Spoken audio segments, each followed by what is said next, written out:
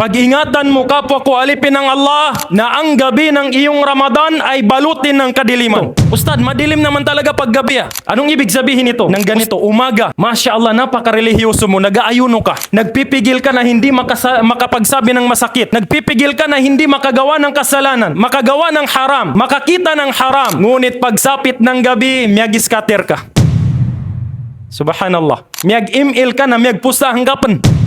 Subhanallah. Iwasan mo yan kapwa ko alipin ng Allah subhanahu wa ta'ala. At tayong mga padre di pamilya, lagi nating tandaan na amana sa atin ang ating pamilya, ang ating mga anak. Payuhan natin, nararapat sa ating mga tatay na kapag nakita mo yung anak mo na nagbababad sa mga walang kabuluhan na bagay, pag-email, pag-YouTube, pag-Facebook, karapatan ng anak natin sa ating mga magulang, nasabihan natin ang ating mga anak, watakulay, magbasa ka ng Quran, magsunna ka, pumunta ka sa masjid, magtahajjud ka, magtarawi ka. Karapatan niya ng anak natin sa atin. Kaya nga ang sabi ng Allah subhanahu wa ta'ala, Ya ayyuhalladhina amanu qu anfusakum wa ahlikum nar. Unang-una tayo, kinakailangan makita ng anak natin na mabuti tayong ama. Dahil tayo yung model ng ating mga anak. Halimbawa, sabi mo, anak, tigilan mo na yung pag-email. Pero ikaw na tatay, nag-scatter ka pala. Subhanallah. Marapat sa isang tatay, isang nanay, yan ang model ng kanyang anak. Sapagat kung ano ang nakikita ng anak sa kanyang magulang, yun yung naa-adapt ng mga anak natin. Kaya mga kapwa ko alipin ng Allah, wag nating hayaan na ang gabi ng buwan ng Ramadan natin ay balutin ng kadiliman sa pamamagitan ng paggawa ng kasalanan. Kinakailangan kung ano tayo sa umaga ng Ramadan, mas doblehin natin sa gabi ng Ramadan. Sapagat ito ang napaka-special sa gabi ng Ramadan. Pangalawa na dapat nating iwasan mga kapwa ko alipin ng Allah,